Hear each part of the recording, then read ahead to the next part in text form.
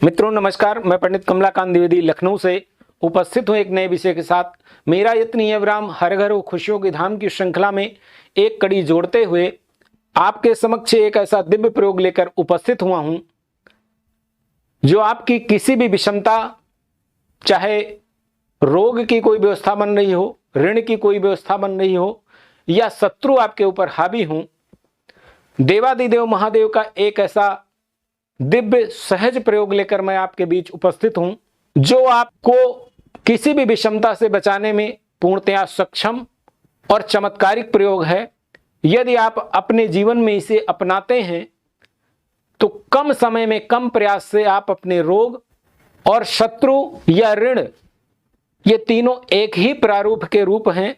रोग और शत्रु और ऋण का विचार कुंडली के छठे भाव से किया जाता है और व्यक्ति की कुंडली का जो छठा भाव दुख का भाव होता है, जब इसकी दशा महादशा ये भाव पीड़ित अवस्था या इसका कारक पीड़ित अवस्था में होता है तो व्यक्ति को अनचाहे में शत्रु से परेशानी, शत्रु से चूक जाए तो ऋण की परेशानी, ऋण से चूक जाए तो व्यक्ति का स्वयं का स्वास्थ्य भी प्रभावित होता है। ऐसी किसी भी स्थितियों से बचने के लिए आज मैं आपको एक ऐसा दिव्य प्रयोग देवादिदेव महादेव का बताऊंगा जो आपको कम समय में आपकी किसी भी समस्या को निर्मूल करने में पूर्णतया सक्षम है। यदि आपके अंदर भाव है, आपके अंदर भावना है, आपके अंदर विश्वास है तो देवादिदेव महादेव आपको इन किसी भी समताओं से सकुशल निकालने में पूर्णतया सक्षम है। यदि आप अपने जीवन में इसे अपनाते हैं तो आपको इसके बहुत चमत्कारिक लाभ प्राप्त होंगे। ये उपाय मैं बताऊं इसके पहले आप सभी दर्शकों का स्वागत, अभिनंदन, वंदन करता हूं जो मेरे चैनल पे आए हैं। इसके साथ निवेदन है कि यदि आपको कार्यक्रम देखने के बाद आपके लिए योगी सिद्ध होता है तो कृपया आप मेरे चैनल को सब्सक्राइब कर लें। किसी भी जिज्ञासा है तो आप कमेंट्स का माध्यम चुन सकते हैं और पसंद आए तो आप कार्यक्रम को लाइक जरूर कीजिएगा। आप शुक्ल पक्ष का कोई सोमवार चुन लें, एकादशी से शुरुआत कर सकते हैं, पंचमी तिथि से शुरुआत कर सकते हैं या त्रयोदशी तिथि से शुरुआत कर सकते हैं।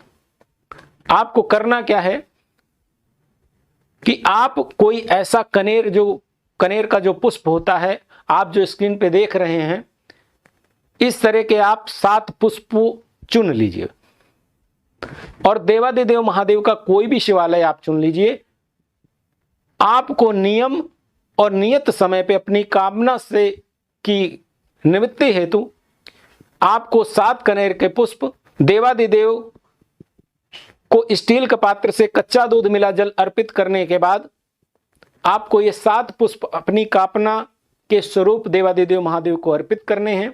मित्रों, कनेर का पुष्प देवादिदेव महादेव का अत्यंत प्रिय पुष्प है।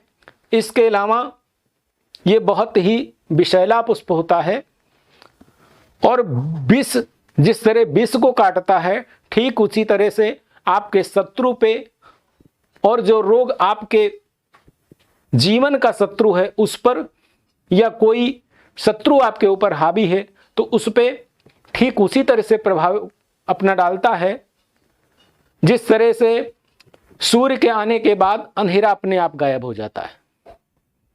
मित्रों, जीवन है तो समस्याएं हैं, लेकिन देवादिदेव महादेव की शरण में आया हुआ कोई व्यक्ति उनके दरबार से खाली नहीं जाता है। यदि आपके अंदर आस्था है, आपके अंदर विश्वास है और आपके अंदर उनकी कृपा पाने की पात्रता है तो आप वहां से दुखी नहीं लौटेंगे, आप अपनी कामना में सफल होंगे।